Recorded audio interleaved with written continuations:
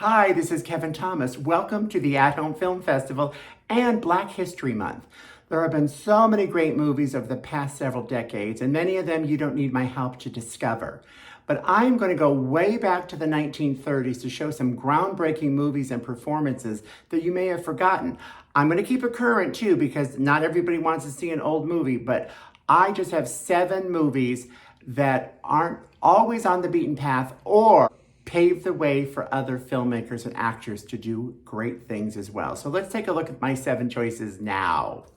First, we have Chevalier on Hulu. Oh, this movie stars one of my favorite young actors, Kelvin Harrison Jr., who needs to be a giant star. Everybody listen, hire Kelvin.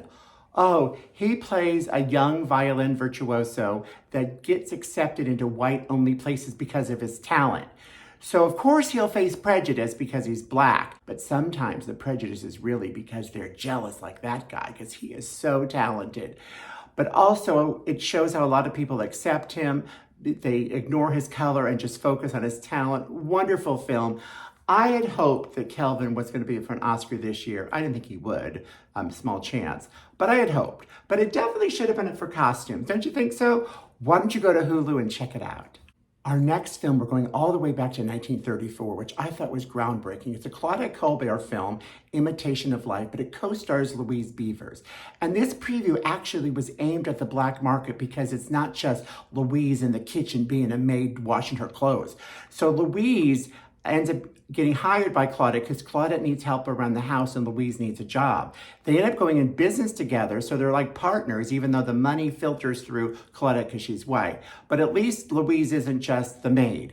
And another great plot to this is Louise's daughter in this film passes for white, and she ends up like resenting her mother just for being black. Oh my God, this was also remade 1959 with Lana Turner. Both of those are often on TCM, or you could rent them for a few dollars on Amazon. But let's take a look at a scene so you know what I'm talking about, okay? There's her daughter. Looks white. Good afternoon, ma'am. It's raining so hard. I brought rubbers and coat to fetch my little girl home. I'm afraid you made some mistake. Ain't this a 3B? Yes. Well, this is it. She can't be it. I have no little colored children in my class. Oh, thank you. There's my little girl. Peeled. Oh, my poor baby. Teacher, has she been passing? Why, yes. Fiona, you may go home.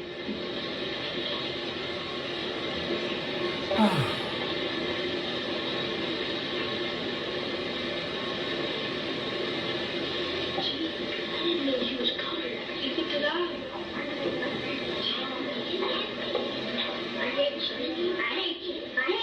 Fiona. How can you not have a Spike Lee film? I should have done Do the Right Thing because that was super groundbreaking, especially when it got ignored by the Oscars for Best Picture. But I am doing Black Klansman, which you could find on Peacock, which was up for Best Picture and it won Spike his only Oscar. So this is a great, great film. It's actually sad about racism, but it's also funny. So it's about a man whose voice passes for white, so he kind of gets involved with the KKK over the phone. He's a cop, by the way. And then they send Adam Driver to be the front of the voice when he has to meet people in person. Oh my God, the twist that this movie takes and the hatred you see from the KKK. Oh, God. What's wrong with this world? And if you want to make a good double feature, you could do No Way Out with Sidney Poitier. It rents for just a few dollars on Prime. This is another racism one. Richard Widmark is a total racist pig. And something happens to his brother who dies. This is early on, not a spoiler alert. Also, it's from 1950 something. You should have seen it by now. But the doctor that worked on his brother is black and Sidney Poitier. So not only is this a great movie for a black actor not working on the field or the hands or being like imprisoned by white people, he's a doctor. The racism takes place though, of course, And he's really well respected as a doctor, just like Sidney Poitier was an actor. So I love the groundbreaking effects this movie had on future films, especially one starring Sidney Poitier. Also on Hulu is Waiting to Exhale, a fun, easygoing movie and not a big plot twister, but you know what made this super unique? I think it's the first movie to open at the box office at #1 with all Black and female leads. This movie was really, really good. I thoroughly enjoyed it. I think Angela Bassett is a standout, even though Whitney Houston was good too. Actually, they're all really good. Loretta Devine, what am I saying? They're all really good. But Angela Bassett gets such a powerful performance. I really was shocked again she wasn't up for an Oscar. I hate to always relate things to Oscars, but in Hollywood, that's sort of the barometer of good. In fact, I want to show you an Angela Bassett scene that I think I showed you years ago on the same show, but hang on, okay? No, Bernadine, you can't start the catering business this year. Why don't you wait a few years, huh? Yeah, don't start it right now. Wait 1, 2, 3 Her years. husband's leaving her for a younger woman.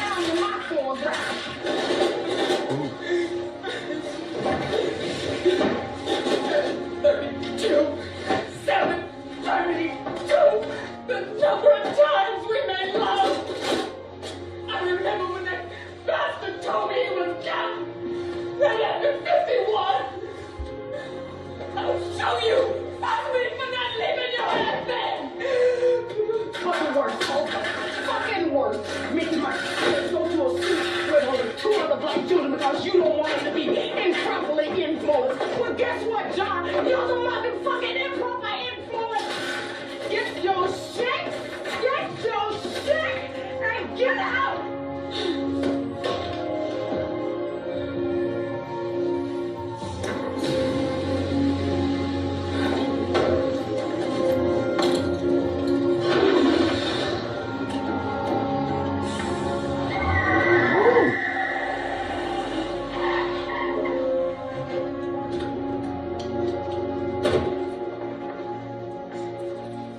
Uh-oh.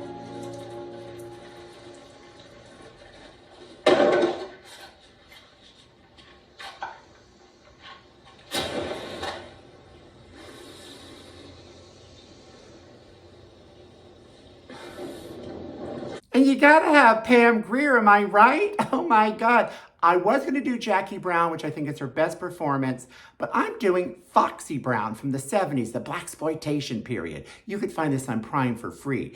She plays a nurse with a gun or vendetta. It's kind of like the black female death wish because people kill her brother and she is gonna get even. One by one, she'll take down the bad people, man, woman, or child.